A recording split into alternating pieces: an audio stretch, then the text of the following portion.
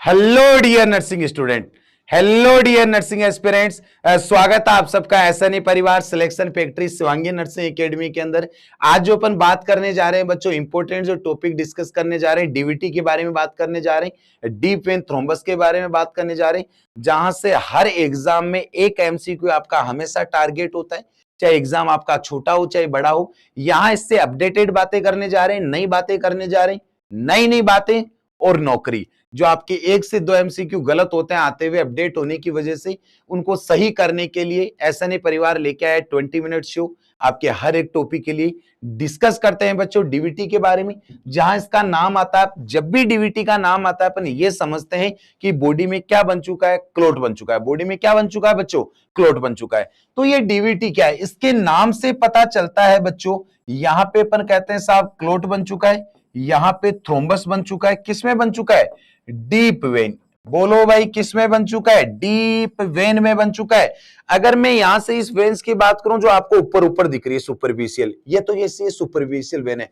जो बॉडी में बिल्कुल बीच में डीप है, उनमें अगर क्लोट बन जाता है तो वो आपका क्या कहलाएगा, डीप वेन थ्रोम्बस। क्या कहलाएगा बेटा, डीप वेन। और डीप वेन थ्रोम्बस की बात आती है तो ये मोस्ट कॉमन कहां बनता है बच्चों, मोस्ट कॉमन बनता है बेटा लेफ्ट लेग। मोस्ट कॉमन कहां बनता है, लेफ्ट लेग। लेफ्ट लेवल में भी कहां बनता है बेटा, मोस्ट कॉमन ये बनता है बच्चों आपकी, ये बनता है बच्चों आपकी सोलियल वेन में। सोलियल वेन में बनता है बच्चों। मोस्ट कॉमन बनता है बेटा पोप्लाइटियल वेन के अंदर। मोस्ट कॉमन बनता है बच्चों आपकी ग्रेट सेफेनियस वेन। अरे भाई कहां बनता है, ग्रेट सेफेनियस वेन। ये जो वेन है इनके अंदर सबसे ज्यादा क्लोट बनने के चांसेस होते हैं, सबसे ज्यादा यहाँ पे डीवीटी बनने के चांसेस होते हैं इनमें। पर अगर मैं ये कहूं इनमें से कि ये तो आपके मोस्ट कॉमन साइट्स है, ये तो मोस्ट कॉमन क्या है आपकी साइट है कि यहां पे आपकी डीवीटी बनती है।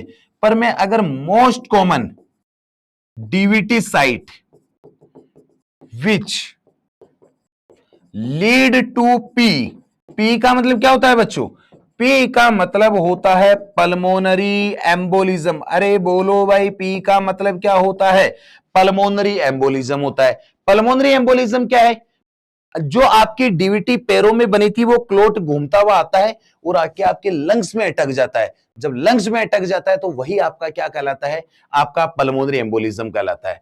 यहां आपके ये लेग रहे,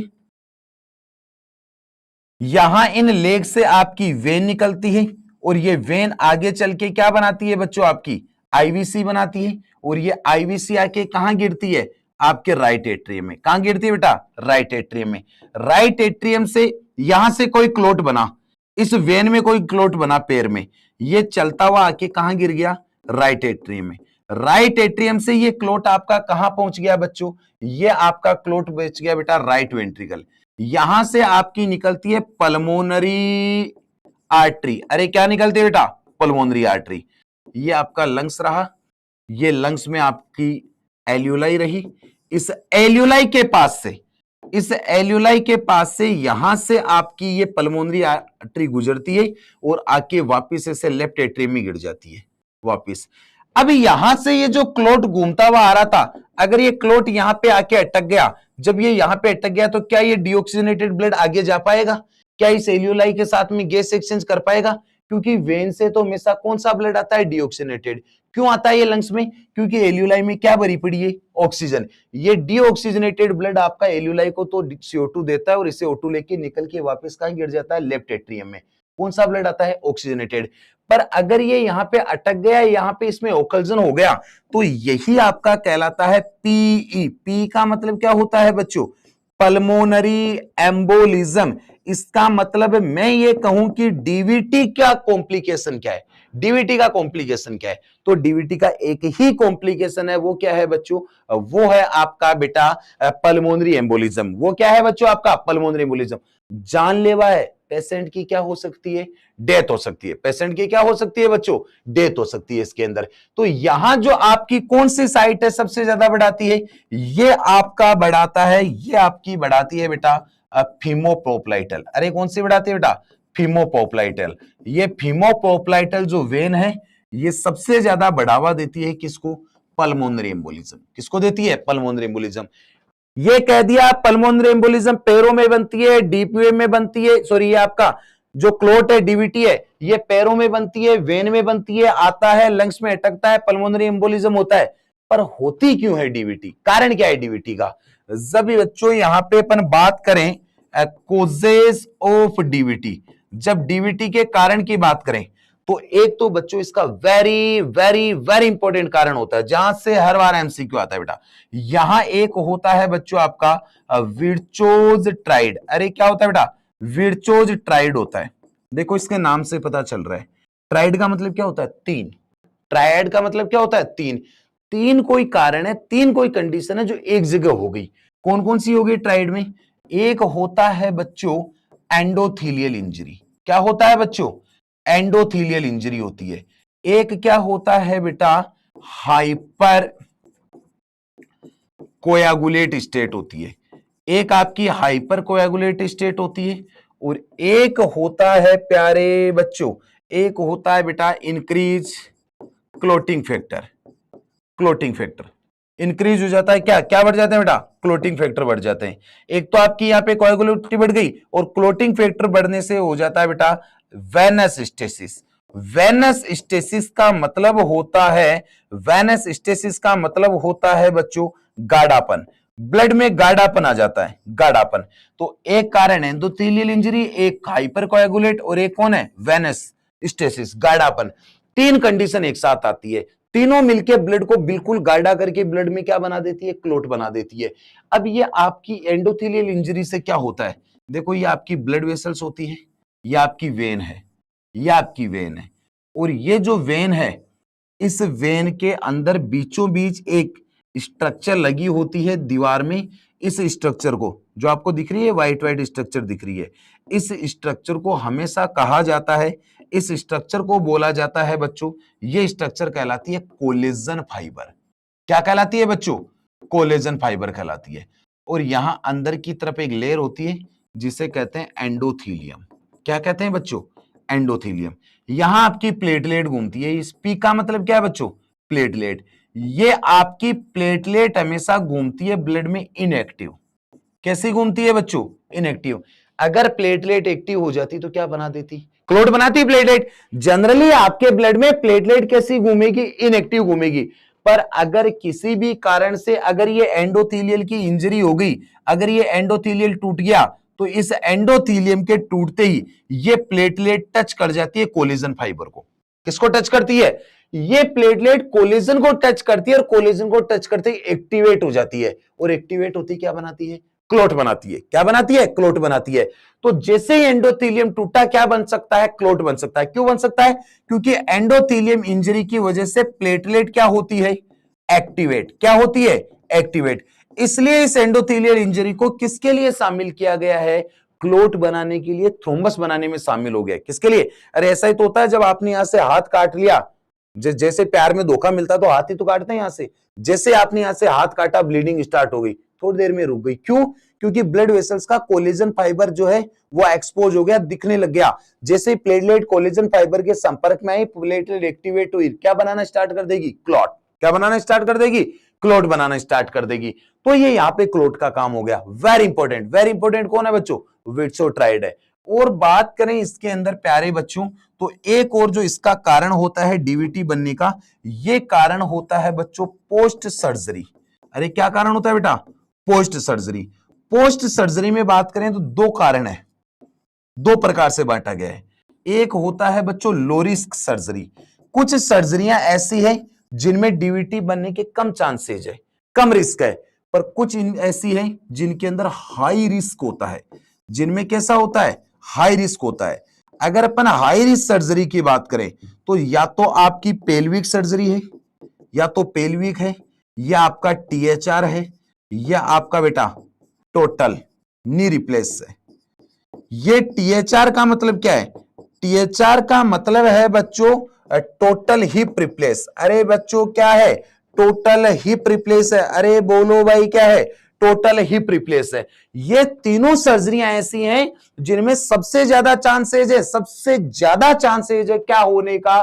ये होने का बच्चों चांसेज है डीवीटी बनने के। और मैं लो रिस्क की बात करूं प्यारे बच्चों, तो लो रिस्क का जो है बच्चों कारण ये आपकी होती है बच्चों, लो रिस्क होती है बेटा आपकी यूरो सर्जरीज, जिनमें जो सारी यूरो के लिए होती है, और होती है बच्चों आपकी गायनिक सर्जरी, गायनो सर्जरियां जो आपकी, इनमें कैसे रिस्क होती है, लो।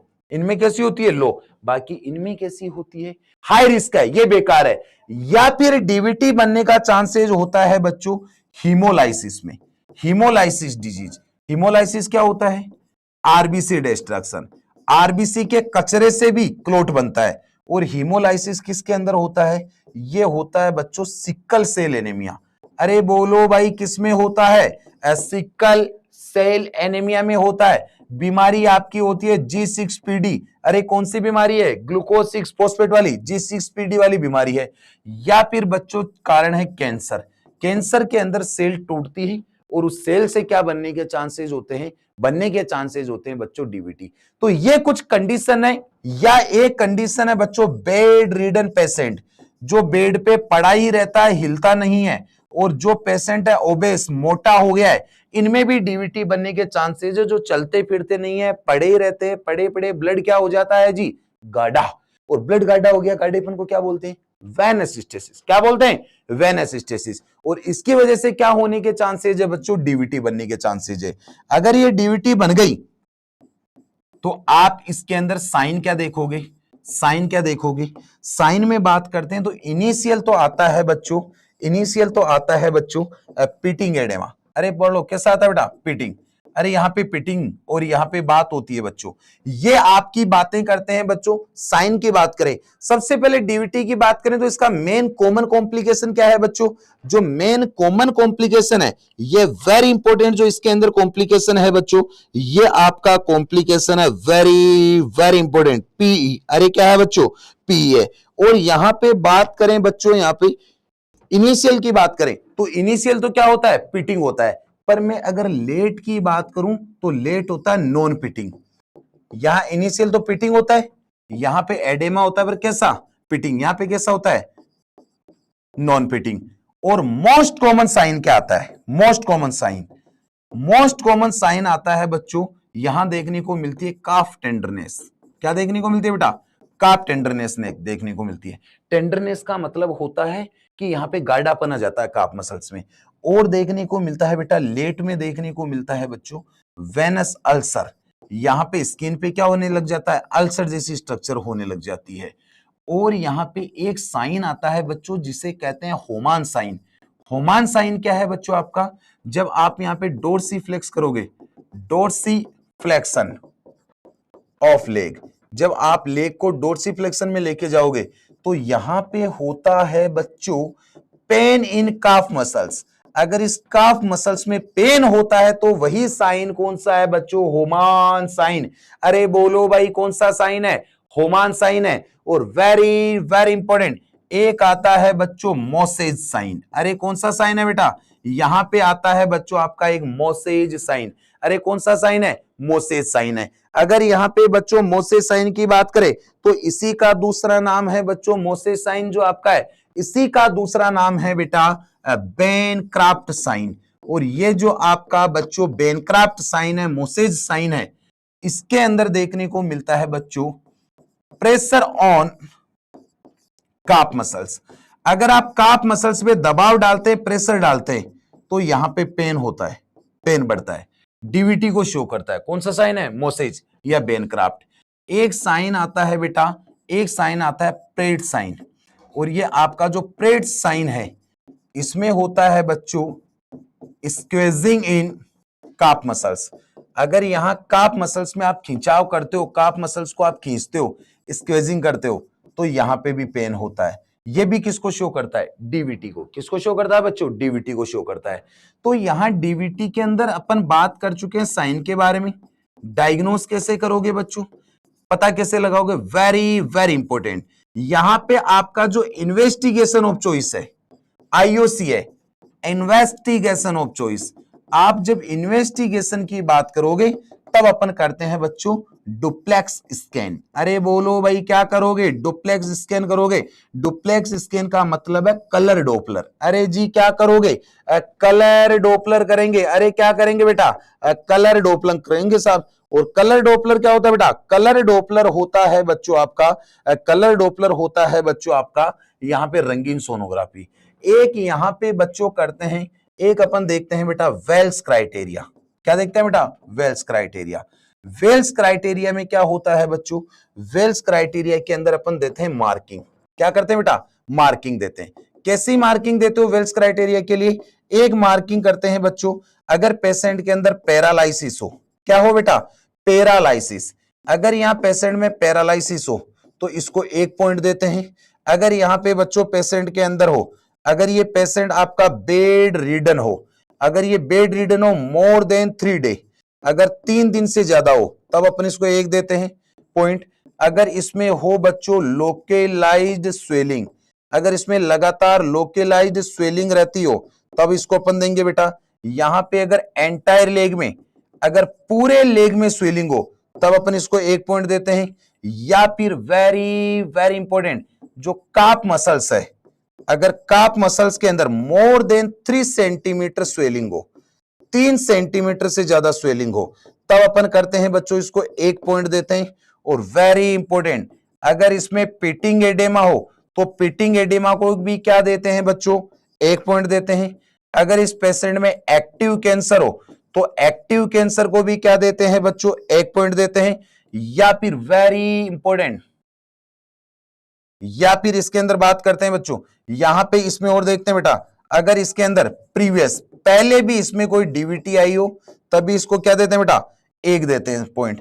या फिर बात होती है बच्चों अल्टरनेटिव, अल्टरनेटिव डायग्नोसिस करते हैं और कोई इसके अंदर डायग्नोसिस करते हैं लिस्ट लाइक, कम कम से कम एज डीवीटी, कोई डीवीटी जैसा और इसमें डायग्नोसिस होता है तब भी क्या कहते हैं बेटा, आपका 1 पॉइंट देते हैं। ये जो पॉइंट अपन देते हैं इसी को अपन क्या बोलते हैं बेटा, वेल्स क्राइटेरिया। अरे कौन सा क्राइटेरिया है बच्चों, वेल्स क्राइटेरिया है। और ये वेल्स क्राइटेरिया अपन किसके लिए यूज करते हैं, ये बच्चों अपन यूज करते हैं, किसके लिए यूज करते हैं बेटा, आपके डीवीटी के लिए। अगर इन क्राइटेरिया की अगर अपन बात करें बच्चों तो ये आपके डीवीटी के लिए काम होंगे।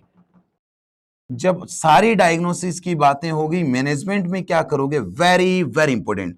अगर अपन प्राइमरी प्रिवेंशन की बात करें, बचाने की बात करें, तो प्राइमरी प्रिवेंशन में तो अपन देते हैं बच्चों, अपन देते हैं बेटा न्यूमेटिक कंप्रेशन। अरे क्या देते हैं बेटा, न्यूमेटिक कंप्रेशन। और न्यूमेटिक कंप्रेशन को अपन क्या बोलते हैं बच्चों, डीवीटी पंप। अरे बोलो भाई क्या बोलते हैं, डीवीटी पंप बोलते हैं। और सेकेंडरी प्रिवेंशन की बात करें तो इससे बचाने के लिए अपन देते हैं प्यारे बच्चों, अपन यहां 2 कंडीशन प्रोवाइड कराते हैं। एक तो देते हैं बच्चों थ्रोम्बोलाइटिक, जो थ्रोम्बस को तोड़ता है। और थ्रोम्बोलाइटिक की बात करें, थ्रोम्बस को तोड़ने वाली क्या कहलाएगी, थ्रोम्बोलाइटिक कहलाएगी। क्या देते हैं थ्रोम्बोलाइटिक के लिए, वेरी इंपॉर्टेंट ध्यान रखिएगा, वेरी वेरी इंपॉर्टेंट, क्या देते हैं बच्चों, एल्टीप्लेज। अरे क्या देते हैं बच्चों, एल्टीप्लेज प्रोवाइड कराते हैं। और यहां पे एक देते हैं बच्चों एंटी कोएगुलेंट्स, जो एंटी कोएगुलेंट होती है, वेरी इंपॉर्टेंट। एक तो क्या देते हैं बच्चों, हिपेरिन। अरे बोलो भाई क्या देते हैं, हिपेरिन देते हैं। एक क्या देते हैं बच्चों, वारफरिन। अरे क्या देते हैं बेटा, वारफरिन। पर हिपेरिन और वारफरिन क्या है, इनको एक्ट करने में समय लगता है। क्या लगता है इनको, समय लगता है। वारफरिन करती है 3rd डे एक्ट, कब एक्ट करती है, 3रे दिन जाके एक्ट करती है। इसलिए अपन देते हैं नाउ, आजकल देते हैं, ये यहां से अपडेट है, आजकल अपन देते हैं बच्चों नाउ गिव, आजकल देते हैं बेटा नोवेल एंटीकोएगुलेंट। अरे क्या देते हैं बेटा, नोवेल एंटीकोएगुलेंट। कौन सा है आपका नोवेल एंटीकोएगुलेंट, नोवेल एंटीकोएगुलेंट है बच्चों आपका डेबेगेटेरिन। अरे बोलो क्या है बेटा, डेबेगेट्रान। ये करता है एक्ट, ये करता है रैपिड एक्ट, ये तुरंत एक्ट करता है। ये कैसा करता है बेटा, तुरंत एक्ट करता है, ये रैपिड एक्ट करता है। इसलिए आजकल अपन क्या कराते हैं बच्चों, अपन यहां पे प्रोवाइड कराते हैं बच्चों नोवेल एंटीकोएगुलेंट, डेबिगेट्रान देते हैं। और जब भी बात आती है बच्चों आपके हिपेरिन की, तो हिपेरिन की टॉक्सिसिटी देखने के लिए, इसकी टॉक्सिसिटी देखने के लिए, टॉक्सिसिटी के लिए जो टेस्ट करते हैं एपीटीटी, एक्टिवेटेड प्लाज्मा थ्रोम्बोब्लास्टिन करते हैं। ये एपीटीटी टेस्ट करते हैं और इसकी टॉक्सिसिटी का जो लेवल आता है कब दे देते हैं बेटा अपन, यहां इसका अगर 1.5 से लेके 2.5 तक आता है इसका लेवल एपीटीटी का, तब अपन कह देते हैं बच्चों इसकी टॉक्सिसिटी है।